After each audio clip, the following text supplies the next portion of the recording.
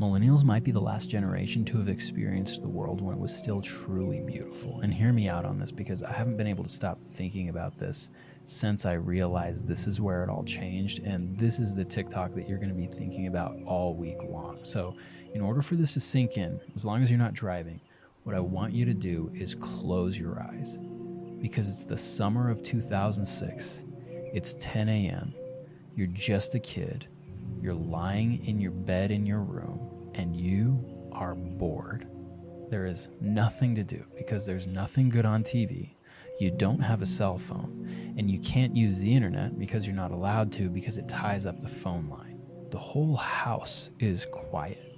And that's why you can hear the breeze outside. And that's where we all got acquainted with that bird that we came to know so well. And you are just lying there, wondering if your crush is thinking about you, wondering if there's still pizza rolls in the freezer, wondering what it is you're going to do today.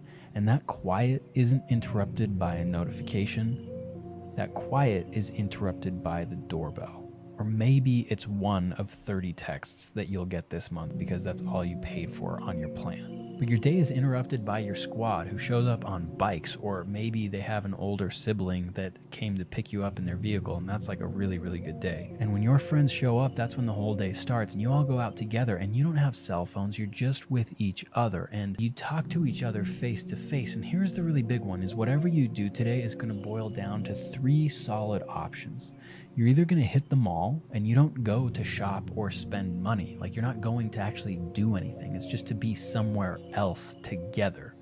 And you're not going to buy anything or spend any money unless maybe you bump into your crush and their friend group. And then maybe you spend the little money that you have in your pocket to go to the movies or hit the food court. But it's not about the movie, and it's not about the food. It's about the people that you're with. Option number 2 is heading over to somebody's house so that you can all be bored together. And this is where the best memories of our entire lives came from. These are the days and memories that are going to stick with you in your mind, that make you happy just remembering them, and they will stick with you until the day you die. And the thing is, they came off the back of a day that was just boring, but you were with your friends, and you don't realize how special that is when you're in that moment. But you will when you're grown. And those moments are memorable because of the people that you're with. Do you notice a pattern here?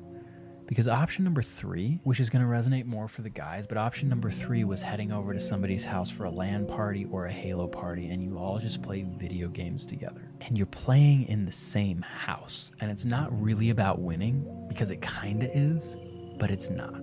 It's about the people who you are physically with.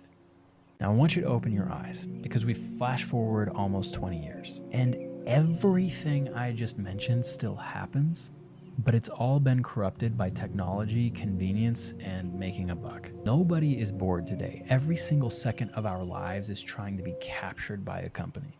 And these corporations are doing that in exchange for what they say is convenience. But here's the thing, even though movies come straight to our devices, we are all watching them alone.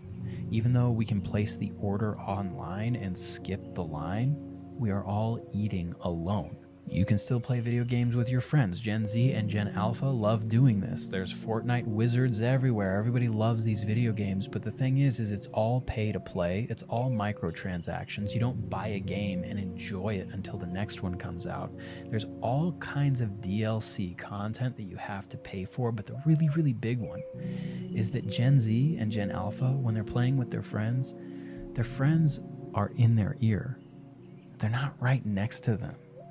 This generation is never going to know what it's like to get a Kilimanjaro and look across the room at your friend like, what just happened? That's over. And we're not bored anymore. Every single second of our day is controlled by devices with people who are telling us how to think and what to think. I'm doing it to you right now. Your mind isn't idle. It's consuming content that's been created by someone else. And that's the final layer on this corruption of everything that used to be good about having downtime. Capitalism has brought us to this place where no one is ever bored, and goods and services are so easily accessible and so customizable that going to the mall or picking a movie or deciding what to eat is no longer about the people that we do that with. It's about us. I can skip the line, place my order online, but I'm not eating with my friends.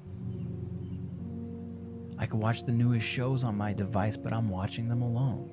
We're doing the same things today that we used to do, but instead of bringing us closer together, the things that we're doing today are isolating us from the people around us. Families watch their shows on their own devices in separate rooms today.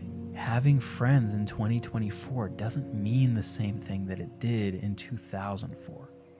And I'm pretty convinced that human beings are not designed to operate like this. We deserve and need face-to-face contact with people who genuinely care about us and who we feel we belong in a tribe with or a group with. And it makes me so sad, but so grateful to be a part of a generation that was literally the last generation to experience the world where that still happened pretty frequently. And I guess I'm thinking about this a lot this week when every ad on my phone has been for this new Apple device that you put on your head, and your children are no longer going to recognize you as mom or dad, but just this like half machine, half person thing.